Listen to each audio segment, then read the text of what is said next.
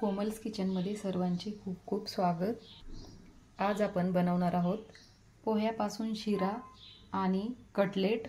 चला तर मग काय काय साहित्य लागतं ते बघूया आणि रेसिपीला सुरुवात करूया। त्यासाठी इथे घेतलं आहे आपण 1 वाटी पोहे घेतलेले आहेत। त्यानंतर इथे घेतले आहे अर्धी वाटी गूळ। गोड तुम्ही तुमच्या आवडीप्रमाणे कमी किंवा जास्त घेऊ शकता। त्यानंतर इथे आपल्याला लागणार आहे साजूक तूप।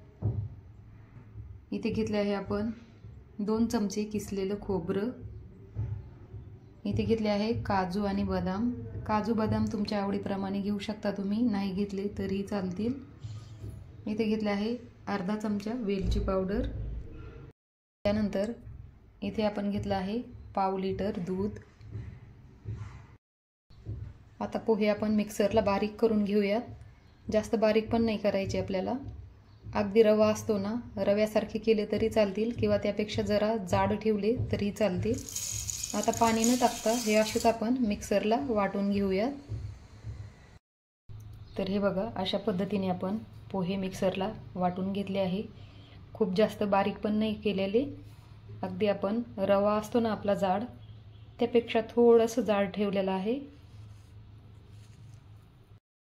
आता गॅसवरती कढाई ठेवलेली आहे। कढाईमध्ये टाकून घेऊयात साजूक तूप। तरी ते मी 2 चमचे तूप घेतलेलं आहे। तूप हलकसं गरम झालं की त्यामध्ये टाकूयात आपण वाटून घेतलेले पोहे।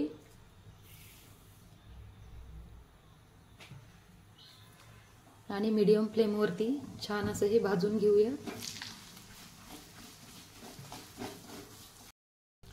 मीडियम गॅसवरतीच आपल्याला पोहे छान पोह्याचा रंग बदलेपर्यंत भाजून घ्यायचे आहे। आता पोहे भाजत असतानाच आपण त्यामध्ये टाकूयात किसून घेतलेलं खोबरं।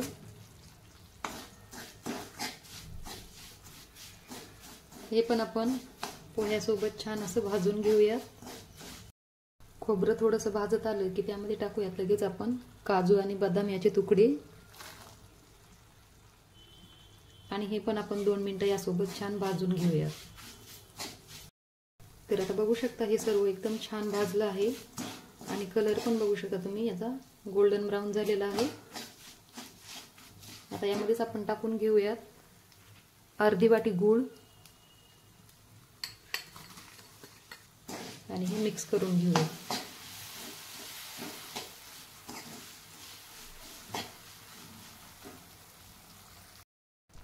आता गूळ पण यासोबत छान मिक्स झालेला आहे आणि व्यवस्थित असं हे सर्व छान भाजलं आहे। आता शेवटी आपण यामध्ये टाकूया दूध।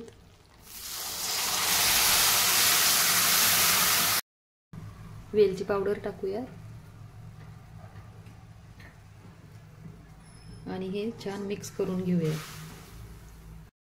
आता शिरा छान हे पूर्ण दूध आटेपर्यंत आपल्याला शिजवून घ्यायचं आहे।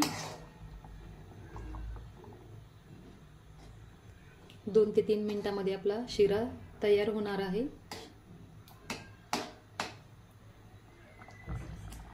तर हे बघा, पूर्ण दूध आटलेलं आहे। आता शेवटी आपण यावरती 2 मिनिटं झाकण ठेवूयात आणि एक वाफ काढून घेऊयात। तर 2 मिनिटं झालेले आहेत। आता आपण चेक करून घेऊया शिरा तयार आहे का। तर हा बघा, शिऱ्यामधून तूप आपलं सेपरेट होत आहे। याचा अर्थ असा आहे की शिरा आपला छान शिजलेला आहे। आता आपण गॅस बंद करून घेऊया। बघू शकता आपला इथे छान असा तयार झालेला आहे। पोह्यापासून शिरा आपण बघितलेला आहे। आता आपण पोह्याचे कटलेट बनवूया। त्यासाठी मी इथे 1 वाटी पोहे घेतले आहे। आता हे पोहे आपण स्वच्छ धुवून घेऊया। 2 वेळा पाण्याने स्वच्छ धुवून घ्यायचे आहे।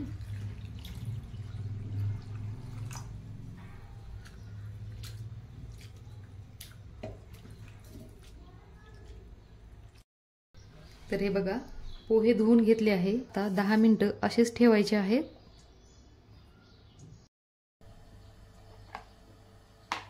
हे बघा, पोहे छान भिजलेले आहेत। आता आपल्याला एक फोडणी तयार करायची आहे। त्यासाठी गॅसवरती कढाई ठेवलेली आहे। आता कढाईमध्ये टाकूयात 1 मोठा चमचा तेल।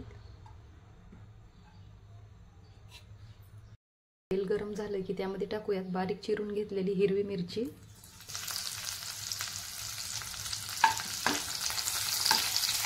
त्यानंतर बारीक चिरून घेतलेला एक कांदा, तो पण आपण यामध्ये फ्राय करून घेऊया।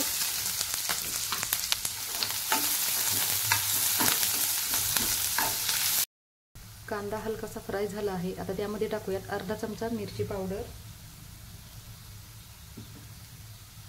पाव चमचा जिरं पावडर, थोडासा चाट मसाला। इथे आपण 2 बटाटे बॉईल करून आणि मॅश करून घेतले आहे, ते पण आपण यामध्ये टाकूया। आता टाकूयात भिजवून घेतलेले पोहे, चवीनुसार मीठ टाकूया आणि बारीक चिरून घेतलेली कोथिंबीर। आता हे सर्व मिक्स करून घेऊया।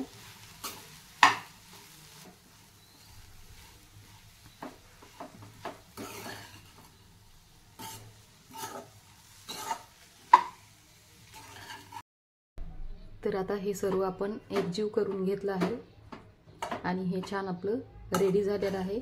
आता आपण गॅस बंद करून घेऊया। तर हे सर्व मिश्रण आपण कढाईमध्ये काढून थंड होण्यासाठी ठेवलेलं आहे। कटलेट बनवण्यासाठी एक बॅटर तयार करून घेऊयात। 4 चमचे कॉर्नफ्लॉर घेतलं आहे आणि 4 चमचे मैदा घेऊयात।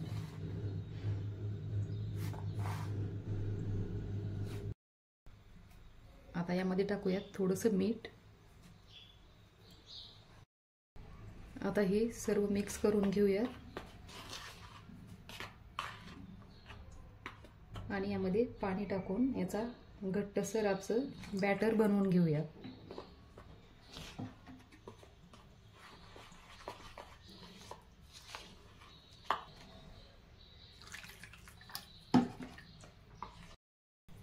तर हे बघा, अशा पद्धतीने आपण याचं बॅटर बनवलं आहे। खूप पातळ पण नाही आणि खूप घट्ट पण नाही। हे बॅटर आपलं रेडी आहे। आता आपण कटलेट बनवायला घेऊयात। आता हे सर्व मिश्रण आपण असं एकजीव करून घ्यायचं आहे हाताने।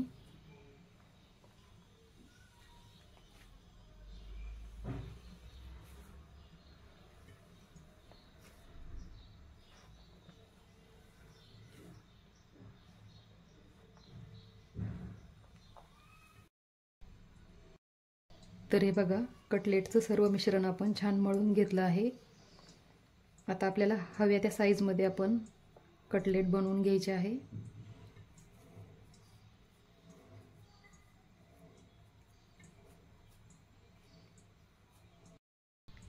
तर बघू शकता, साधारण आपल्याला या प्रकारे असे कटलेट बनवून घ्यायचे आहेत।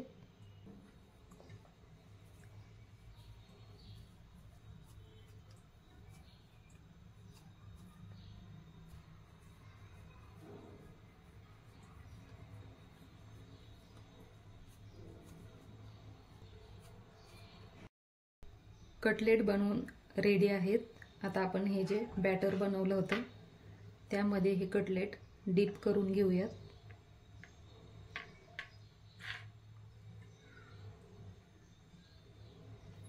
आणि इथे आपण ब्रेड क्रम्स नाही घेतले, तर मिक्सरला बारीक करून घेतलेले आहे पोहे, तेच आपण यावरती असे लावून घेऊयात। आपले पोह्याचे कटलेट आहेत, त्यामुळे ब्रेड क्रम्स न घेता इथे मी पोह्याचाच वापर केलेला आहे।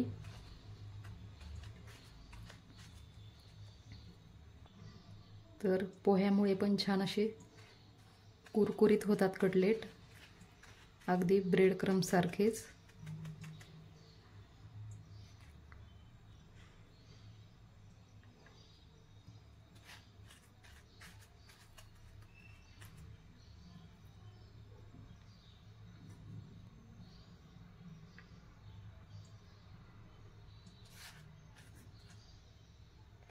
तर आता हे कटलेट आपण फ्राय करून घेऊयात।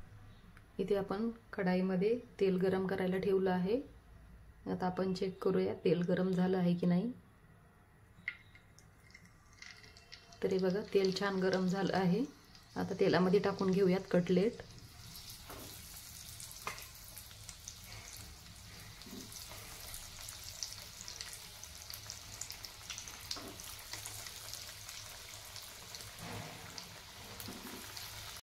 गॅसची फ्लेम मीडियम ठेवायची आहे आणि कटलेट छान असे फ्राय करून घ्यायचे आहे. 2 मिनटं छान एक साईडने फ्राय करायचे आहे. त्यानंतरच पलटून दुसऱ्या साईडने पण फ्राय करून घेऊयात.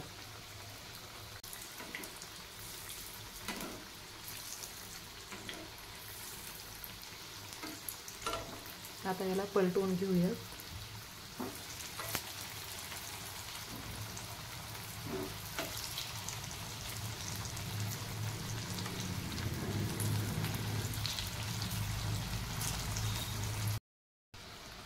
तरी बघा कटलेट आपले छान फ्राय झाले आहे. आता हे आपण प्लेटमध्ये काढून घेऊया.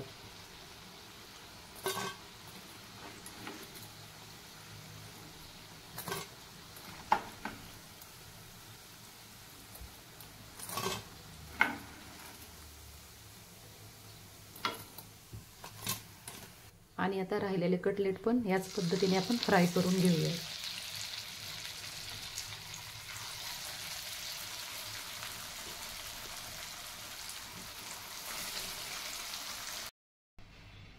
आणि आता कटलेट बघू शकता तुम्ही किती क्रिस्पी झालेले आहेत ते. वरतून क्रिस्पी आणि आतून एकदम सॉफ्ट असे आपले कटलेट तयार आहेत. आणि त्याच पोह्यापासून बघू शकता इथे आपला शिरा पण एकदम छान असा झालेला आहे, मोकळा सुळसुळीत. जर तुम्हाला माझी आजची रेसिपी आवडली असेल तर लाईक, शेअर आणि सबस्क्राईब करा. व्हिडिओ बघितल्याबद्दल सर्वांचे धन्यवाद.